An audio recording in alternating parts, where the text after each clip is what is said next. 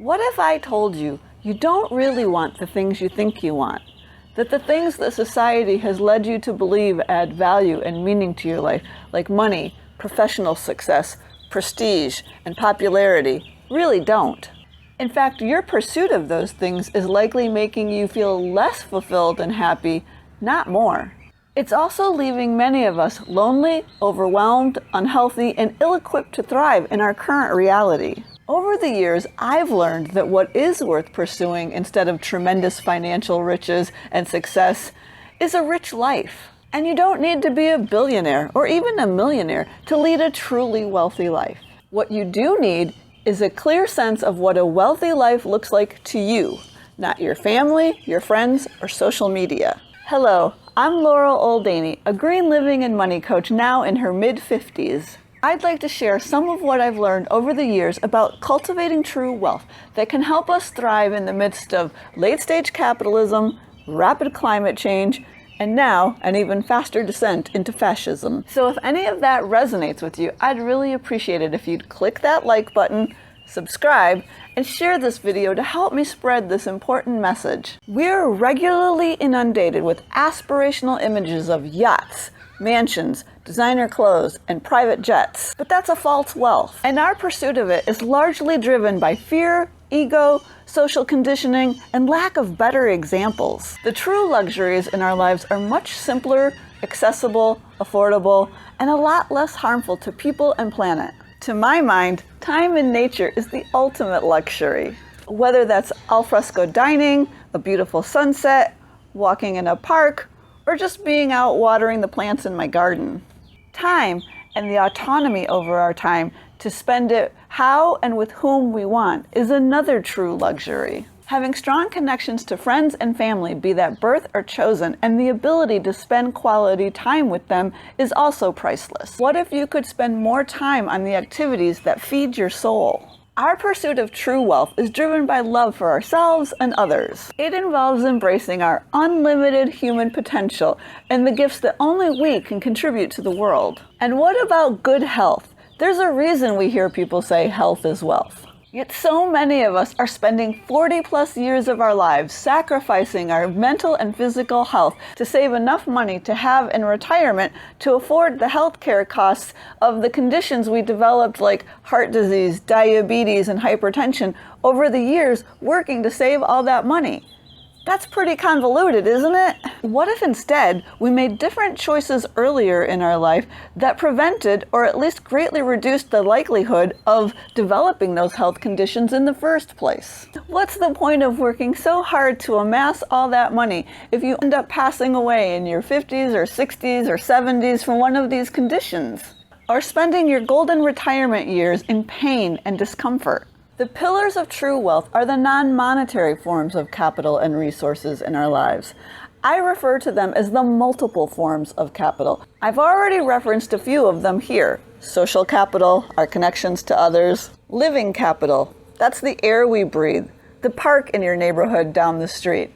Or that pear tree in the abandoned yard somewhere in your neighborhood where you go and forage fallen fruit. And time capital. We spend so many hours and years of our lives working to exchange our time for money. These non-monetary forms of capital are a lot less fragile and more resilient than financial capital. Plus, they fill our lives with much more joy, connection, and purpose. I'm not saying that money doesn't play a role in helping us lead better lives in this capitalist hellscape. But focusing solely on money as the source of security and fulfillment in your life leaves you unprepared to thrive, let alone simply navigate the political, economic, and climate uncertainties that await us in the future. We regularly witness and viscerally experience just how volatile, fragile, and speculative that financial capital is each time we see the stock market surge and plunge, and then inflation eats away at the value of our savings.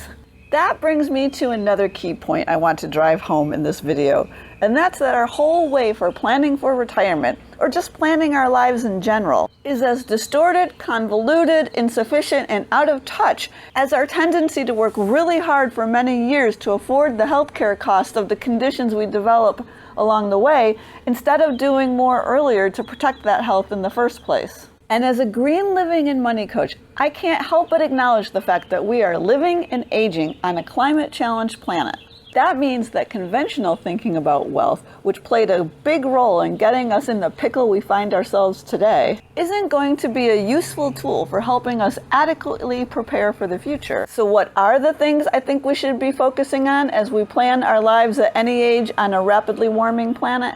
Well, it's definitely going to require a much broader portfolio of assets, investments, and forms of capital than just money. That portfolio of true wealth that I mentioned, that's buoyed by those multiple forms of capital, will be crucial to leading a truly rich, resilient, and prepared life in the years to come. This is what I focus on in my work with my clients, helping them build this more holistic and resilient portfolio of true wealth. If that's something you'd like to work on, you'll find a link to schedule a coaching session with me in the description below. Building community and learning how to cooperate may be the most important things we can focus on to design climate resilient, financially resilient, and Trump resilient lives and futures for ourselves. Community and social interactions are vital for a number of reasons. We human beings are social creatures, and our inclination to connect and collaborate with others is what has helped us survive and thrive for so many thousands and millions of years. In their excellent book, Climate Chaos: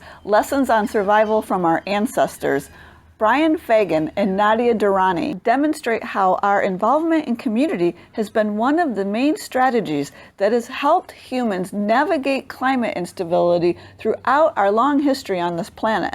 Here's one quote from their book that I found particularly relevant. Our early ancestors depended on carefully nurtured community ties, constant intelligence acquired from others, and cooperation. Cooperation being one of the most enduring of human qualities for adapting to climate change. Cooperation was the glue that held life together. Community isn't only important in times of extreme weather events.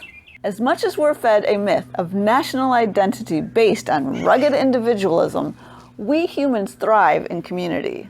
In fact, loneliness and isolation are leading causes of depression and reduced lifespans. And in community, we can support each other, share the burden, and share our lawnmowers so we don't each have to own one. I also think that those of us who are physically able would be wise to expose ourselves to a bit more discomfort and a bit less convenience. Whether that's walking, biking, taking public transportation more, setting the air conditioner at a higher temperature, relying less on overnight shipping, or learning how to repair more things instead of just buying something new when something's broken. These shifts benefit us in multiple ways. Firstly, they all help us prepare for disruptions to supply chains, including gasoline and electricity, because the risk of this happening is increased in a world of greater climate, political, and economic uncertainties. America has been praying at the altar of convenience and friction-free world for a long time, and the bills come due. All of these things have made us